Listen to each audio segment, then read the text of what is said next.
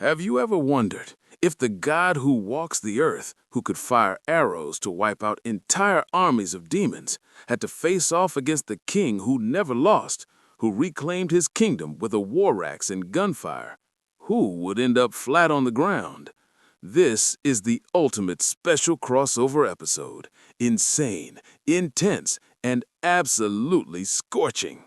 What if cross-universe showdown, Rama, Avatar of the Gods, versus King Naresuan, the warrior-born legend? A strikingly handsome man with emerald green skin stands gripping his legendary bow, radiating divine aura that suppresses all things around him. Yes, Rama has crossed dimensions and arrived. On the other side, the sky grows heavy with the smell of gunpowder and dust. A powerfully built warrior in dark, ancient Thai battle armor sits mounted atop a massive war elephant. His eyes are sharp and fierce as a hawk's. It's none other than King Naresuan, the Black King himself. Rama looks down from the hilltop and spots the army of men and war elephants below. And out of habit, that classic divine god complex, he shouts down at them. "Hey, you black-eyed mortals, fall back. I am the avatar of Lord Narayana. I have no desire to slay ordinary men." But the Black King of Ayutthaya, a man who had survived more blood-soaked battlefields than anyone could count, was he going to flinch at a threat? Not a chance.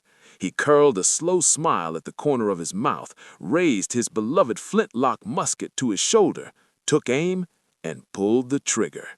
Bang! The lead ball tore through the air at tremendous speed, grazing Rama's green cheek by just a millimeter. A thin line of blood appeared. Rama was stunned. What kind of weapon is that? No bowstring, no incantation, but it's faster than any of my enchanted arrows. King Naresuan roared back in a thunderous voice. A god still a god, but on this land, I'm the one who decides who lives and who dies. This was a full-on face slap to the divine ego, raw, brutal, and delivered with the cold reality of true warfare. Rama's rage ignited. He drew back the Brahmastra, the ultimate weapon of destruction. The sky convulsed, lightning cracked and split, and tens of thousands of radiant arrows materialized in midair, then rained down like a meteor shower, sweeping toward the Ayutthayan army to flatten them completely. But this man was not just a warrior with iron nerves. King Naresuan was a tactical genius. He commanded his soldiers to shift formation in a precisely calculated defensive maneuver, using shields and firearms to intercept the magical arrows mid-flight. Explosions erupted across the field in a deafening chain reaction, sending smoke and fire in every direction. It was like watching anti-aircraft guns blast missiles out of the sky. Fun fact, in real history, King Naresuan was one of the key figures who brought flintlock musket technology into serious deployment within the Ayutthayan military, so effectively that it gave rise to the legendary tale of the royal musket that fired across the Sitong River, a shot said to have crossed the wide river and taken the life of a Burmese general. Pitting that kind of technology against ancient divine magic, that's a collision of eras at its finest. Back to the battle. When the long-range assault fails, Rama's fury takes over completely. He launches himself off the hilltop at the speed of light, transforms his arrow into a blade of pure energy, and rockets towards King Naresuan in close range, aiming to cleave his head clean off. But at the very moment, Chayanapop, King Naresuan's war elephant, stamps his feet with a ground-shaking roar, swings his massive trunk, and smashes Rama off balance. The instant the divine avatar stumbles, King Naresuan swings his royal warglaive, his signature weapon, in a full-force counterstrike. Clang! Metal and magic collide. The shockwaves snap the trees around them like twigs. Rama manages to brace against the blow with his arrow, barely, but he's driven to one knee. His arms are trembling, because the force of a man who has fought in wars his entire life, amplified by the momentum of a charging elephant, was heavier than anything he'd ever felt, anything he'd ever fought. Rama slowly looked up at the warrior in front of him. The contempt that had once filled his eyes was gone. In its place, the quiet, genuine respect of one fighter for another. But you think a god who just got knocked to one knee by a mortal is gonna bow his head?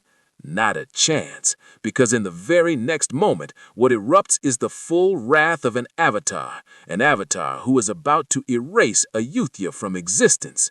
This is part 3 of the cross-universe showdown, when a god's fuse blows versus the glaive that pierces all armor, a fight so savage you'll forget to breathe.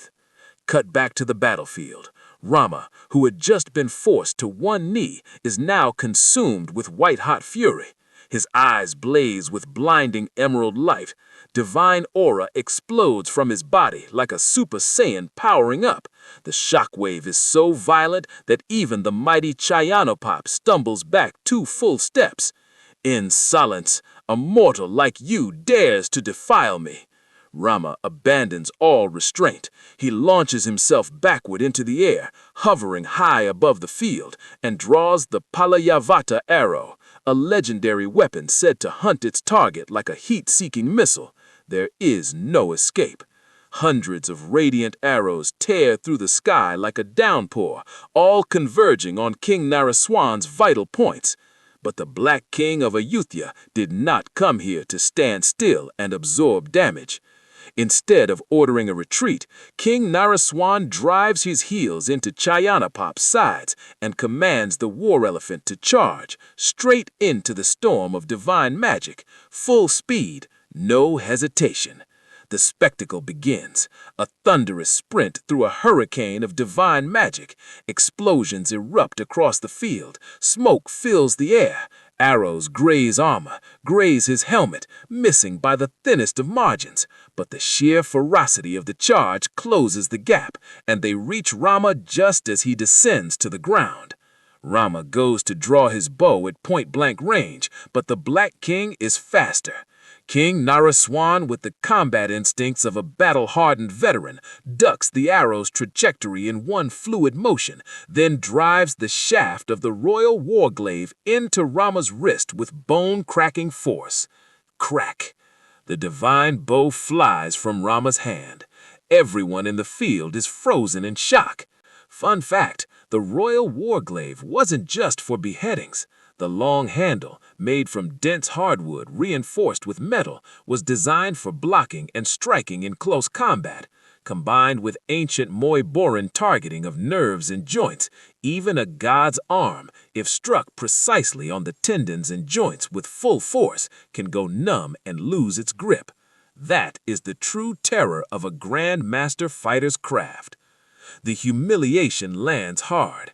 A god who relied entirely on long-range magic, disarmed up close. Rama clenches his fist, wreathed in white divine fire, and swings to counter, but it's already too late. King Naresuan sweeps the glaive back in one fluid arc. The razor-sharp edge of the royal warglaive stops, perfectly still, millimeters from Rama's throat. The battlefield falls dead silent. Nothing but the sound of heavy breathing and the wind. King Naresuan holds his gaze from atop the war elephant, the eyes of a lion who has already pinned his prey, and speaks the words that send a god's spine cold. Dropping your weapon in the middle of a battlefield, if you were one of my soldiers, I'd have already taken your head. But out of respect for your courage, today I spare your life. Return to your dimension, Avatar, before a mortal's blade drinks the blood of a god.